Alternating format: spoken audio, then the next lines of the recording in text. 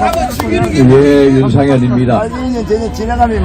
우리 사단법인 유튜브 연합회와 같이 국민의 이름으로 헌법재판소를 규탄하러 나와 있습니다.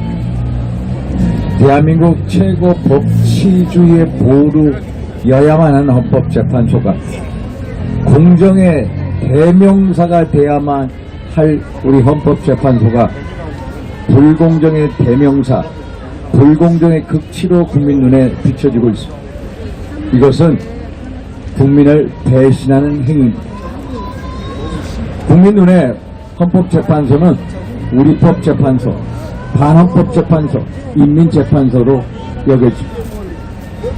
우리 20대, 30대에서 헌법재판소에 대한 불신이 50%가 넘습니다. 정말로 헌법재판소에 계신 8분의 헌법재판관들은 국민의 따가운 시선을 꼭 인식해야만 합니다. 제가 대통령의 탄핵 이 현장을 지켜보면서 헌법재판소가 얼마나 많이 헌법재판소법을 위반해 왔는가를 한번 말씀드리도록 하겠습니다. 국회 탄핵소추단이 탄핵소추의 가장 중요한 사유인 내란죄에 대해서 삭제를 요청했습니다. 그러면 당연히 탄핵소추안을 국회로 보내서 다시 의결해야 됩니다. 그런데 의결 절차를 생략했습니다. 두 번째, 헌재법 24조에 보면은 공정한 심판을 위해서는, 공정성을 확보하기 위해서는 헌법재판관을 기피할 수 있고 또 스스로 회피해야만 합니다. 좀 전에 김 교수님께서 말씀드린 여러 재판관들 정책 편향성 논란이 심각합니다. 그러면은 스스로 회피하든지 또 우리 변호인단이 냈던 정계선 재판관에 대한 회피 신청을 받아줬어야만 합니다. 그런데 그것도 기각시켰습니다. 헌법재판소법 32조에 보면은 재판 중이나 수사 중인 사안, 자료에 대해서는 헌법재판소가 자료 송부를 요구할 수 없다라고 되어 있습니다. 그런데 이 헌재법 32조를 위반해서까지 여러 수사기관의 자료를 요청해왔습니다. 이것도 헌재법 위반이다.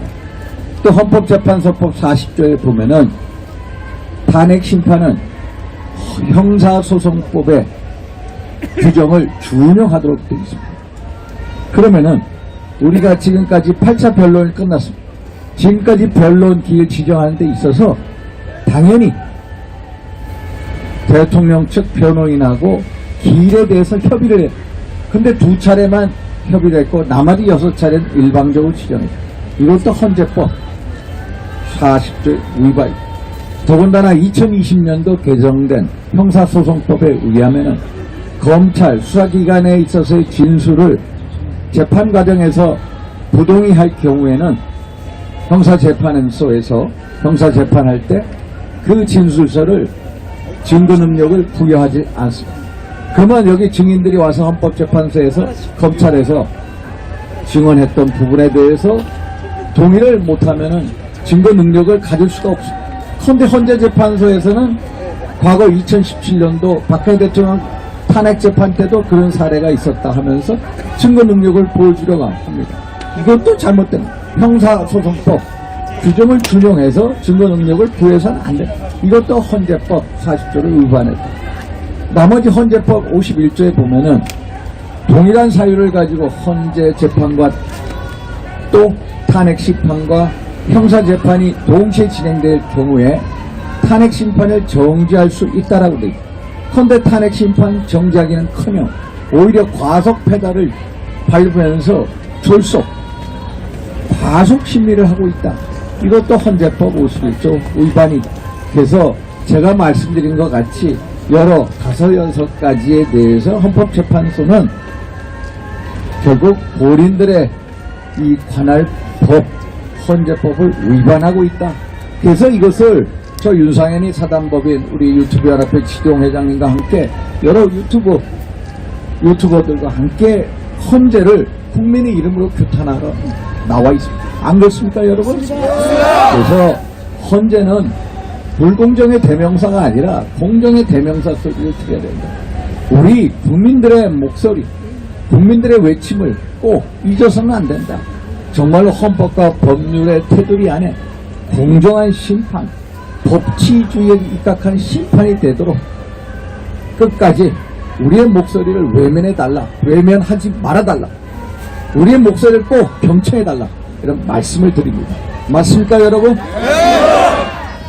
우리 대통령께서 요번에 구속되시기 전에 저한테 한 가지 말씀을 주신 게 있습니다. 자유를 위한, 또 법치주의를 위한 이 투쟁이 중요하다라는 말씀입니다. 사실 자유나 법치주의, 우리는 당연히 주어진 것으로 생각합니다. 그러나 주어져 있는 게 아닙니다.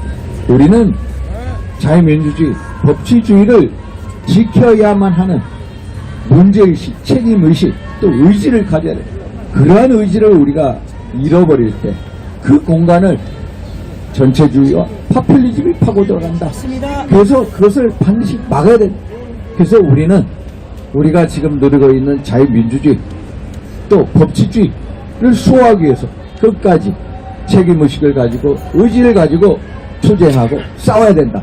맞습니까, 여러분? 그래서 우리가 이 자리에 함께 했습니다.